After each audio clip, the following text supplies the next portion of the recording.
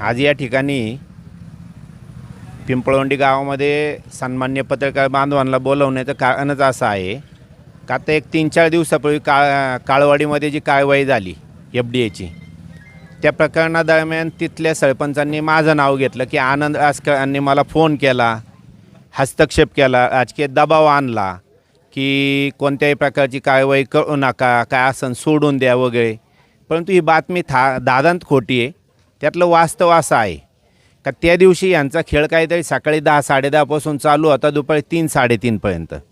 मला 2:15च्या दरम्यान चेतन गडगे ज्यांची गाडी आहे त्यांचा फोन आला. तो माझ्या सख्या मावस भावाचा मुलगा आहे. नातेवाईक असणं हा पार्ट वेगळा, परंतु ज्यावेळेस आपल्या विभागात बाहेरच्या विभागातल्या व्यक्तीची अडचण येते त्यावेळेस तो आपल्या जवळच्या व्यक्तीला फोन करतो.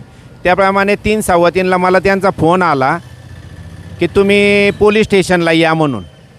मी सांगितलं मला एक लग्न आहे तेवढं आटोपतो आणि मी येतो. विषय समजून घेतला आणि मला तिथं पोलीस स्टेशनला जायला 4:15 वाजले. 4:15च्या आसपास मी पोलीस स्टेशनला गेलो तर तिथं आपल्या पिंपळवंडी गावात त्या दिवशी ह्या चिमुकलीचं जे झालं त्या संदर्भात कॅन्डल मोर्चा होता. त्याच्यानंतर निषेध सभा पण होती. तर पोलीस बंदोबस्त होता. पोलिसांच्या गाड्या होत्या पोलीस स्टेशनला खूप. आपले SP संदीप गिल साहेब होते, आळेफाटा पोलीस स्टेशनचे PI विश्वास जाधव साहेब होते आणि तिथं आपले सहाय्यक पोलीस निरीक्षक चंद्रशेखर डोंबळे साहेब पण होते. तर ती गर्दी असल्यामुळं साहेबांनी मला काय म्हटलं, तुम्ही थोडं साईडच्या केबिनला आहे. आम्ही तिकडे गेलो, बसलो. त्या दरम्यान साहेबांनी तुषार वामन यांना फोन केला की सरपंच तुम्ही ती गाडी पंचायत समितीला पाठवा, नाही तर पोलीस स्टेशनला तरी आणून लावा. ते म्हटले नाही, बिलकुल लावणार नाही. ते म्हटले ठीक आहे, हरकत नाही, मग तुम्ही तरी इथं भेटायला का. तर गडगेंनी 112 कॉल केला होता. आता समजा ते सगळं झालं, ते काही त्यांना दाद देत नव्हते. ते इतके प्रशासनापेक्षा पुढं होते का ते पंचायत समितीचे अधिकारी असू, पोलीस स्टेशन असू, कोणाचंच ऐकण्याचे ह्याच्यात नव्हते. हरकत आहे नाही कदाचित ते त्यांचं काम करीत होते. पण या दरम्यान नेमकं तिथं निशांत पवार आणि आपलं प्रवीण काकडे आणि दर्शन डगे हे तिघं पोलीस स्टेशनमध्ये आले. मी साहेबांसमोरच बसलो होतो आणि ते म्हटले, अहो आनंद भाऊ, आम्ही काळवाडीत गेलो, चेतनचा फोन आला. आता कोणत्याही प्रकारचा प्रसंग आला का यंग लॉबी काय असतं, मित्राला फोन करतो की बाबा मला इथं अडचण आली, तुम्ही या. तर कोणतेही 4 मित्र जातात. तसे हे 2-4 जण तिथं गेले हो. सरपंच तुषार वामन त्यांना डायरेक्ट म्हटले, प्रवीण आहे का इथं? हां, प्रवीणला डायरेक्ट म्हटले, तुमचा काही संबंध आमच्या गावात यायचा, तुम्ही कशाला आले इथं, निघा. आता ह्या किस्सा यांनी बरं त्याच्यावर त्यांची तिथं शाब्दिक चकमक झाली, वादविवाद झाले वगैरे, काही शिवीगाळ पण झाली म्हणतात. आता हा किस्सा यांनी मला तिथं पोलीस स्टेशनमध्ये सांगितलं, मला काही दम पाडला नाही. मी मोबाईल काढला आणि तुषार वामन यांना फोन केला. म्हटलं सरपंच, ती जी गाडी आहे ती माझ्या मावस भावाच्या मुलाची आहे, तो नातेवाईक हा भाग आहेचे. तुम्ही त्यात जी काही शंका आहे, ज्या मालाची तुम्हाला शंका आहे त्याचे नमुने घ्या. तुमचे ग्रामपंचायत सदस्य, तुमचे ग्रामस्थ, तुमची शिक्षण समिती आणि जे काय आहेत त्याचे व्हिडिओ बनवा, पॅकिंग करा, माल उतरून घ्या, त्याच्या सह्या घ्या. पण शालेय पोषण आहार माझ्या माहितीप्रमाणे मी त्या विषयात तासभर लक्ष घातल्यावर कळालं होतं 2 महिने काही पोचला नव्हता. तर ती गाडी पुढं जाऊ द्या, मिटून घ्या वगैरे शब्दही नाही आणि काहीच नाही. आता याच्यामध्ये जी कारवाई व्हायची, जर चुकीचं कोण असेल मग तो माझा वडील असू, माझा भाऊ असू, नाही तर मुलगा असू, नाही तर नातेवाईक असू, चुकीला माफी नसावी, कारवाई झालीच पाहिजे.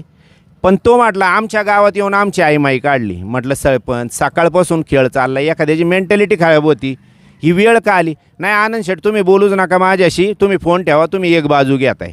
त्यांनी माझा फोन डायरेक्ट कट केला. मी परत फोन लावला. म्हटलं सरपंच, अजून एक विषय आहे.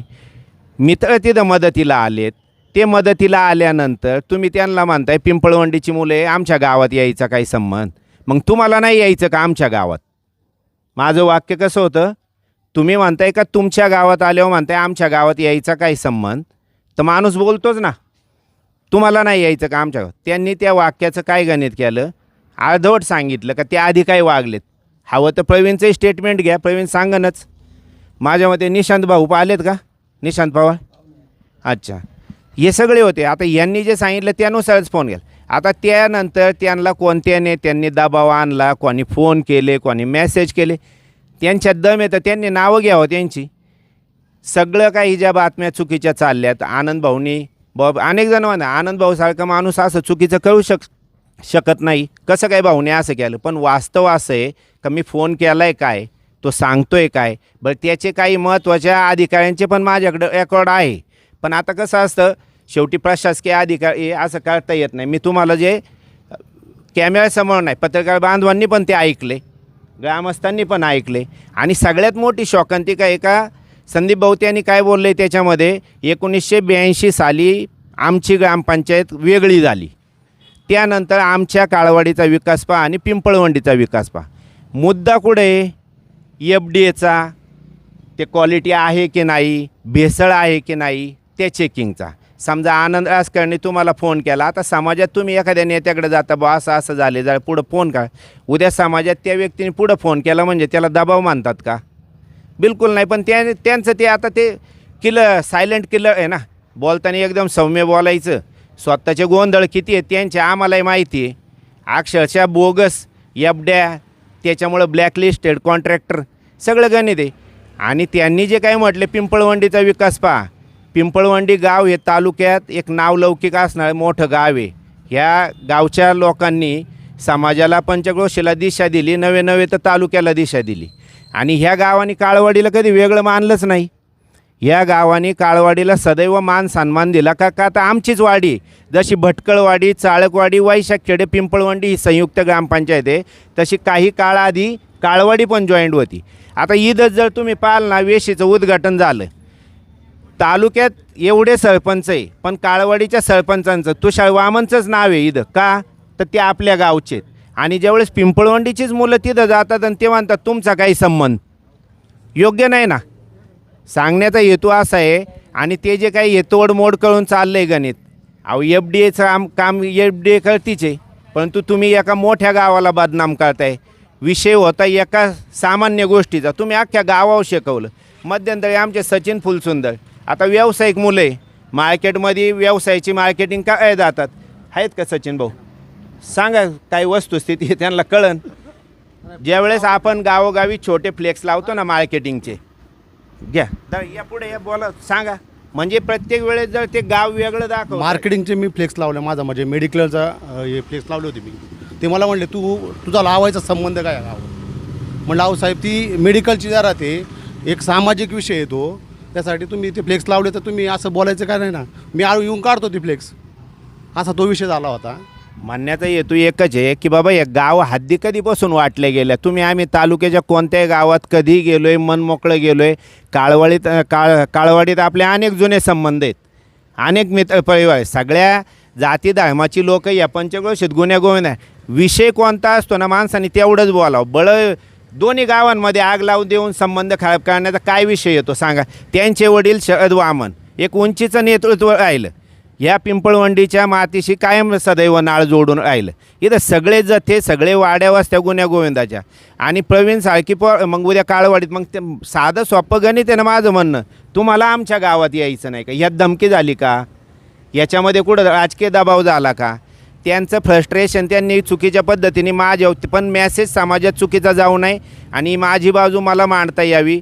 माझ्या गावाचं नाव त्यांनी बदनाम करायची गरज नाही. गावचा विकास खूप उंचीचा आहे, कारण गावाला वाड्या आहेत, भरपूर वस्त्या झाल्यात, लोकसंख्या वाढली, विकास होतच राहणार. विकास कधी थांबत नसतो. त्या गोष्टीवर त्यांनी आम्हाला पिंपळवंडीकरांना शिकवायची काही गरज नाही. त्यांनी स्वतःचं वैयक्तिक आयुष्य, कॅरेक्टर चांगलं बनवावं, गावाचं चांगलं नाव करावं, काळवाडीचा अजून चांगला विकास व्हावा.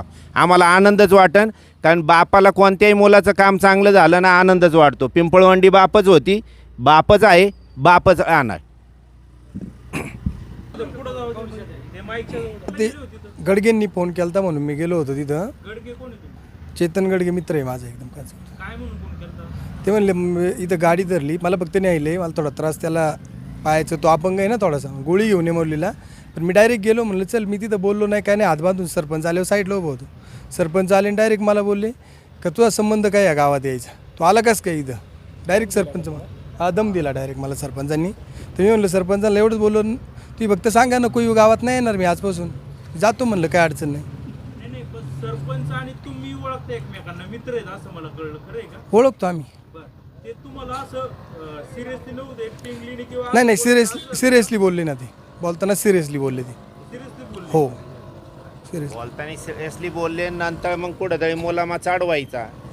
का बाबा आम्ही ओळखीचे हां हा दम देऊन बोलले आणि त्यात मला ते नंतर बाईट झाली ना, चेतन गडगे ज्यावेळेस बोलले का प्रवीणला असं बोलला, नंतर ते चेतन माझ्यामुळे त्यांनी शिव्या दिल्या आहेत. ती मला जो बोलला ना, नंतर चेतनची त्याची भांडणं झाली जास्त. त्याच्या आधी चेतन मला काय करायचं करा माल किंवा माल खाली घ्या असं त्यांची चर्चा चालली होती.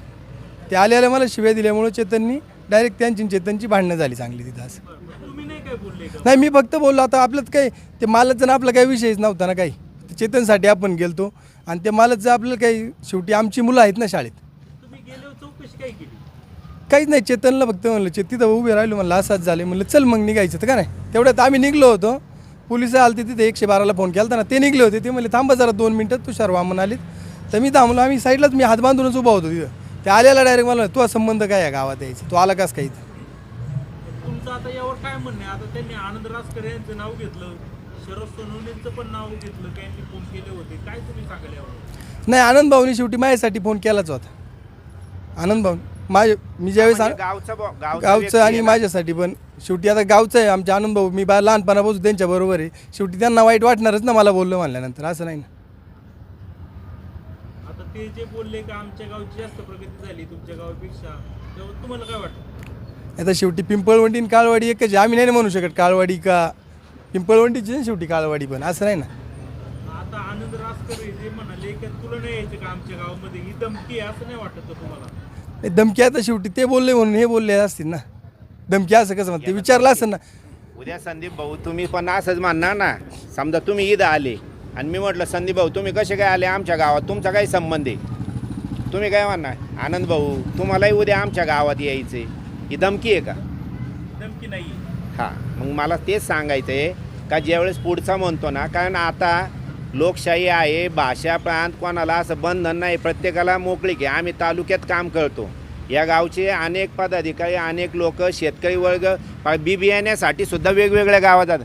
आम्ही नाही ना एवढे संकुचित विचारायचे का तुम्ही कसे काय आमच्या गावात येता मानणार. पण ज्यावेळेस एखादा म्हणतो ना कसे काय आले, तर त्याला त्याची जागा दाखवण्यासाठी तेवढं तर म्हणावंच लागतं ना. जशाच तसं वाग नाही.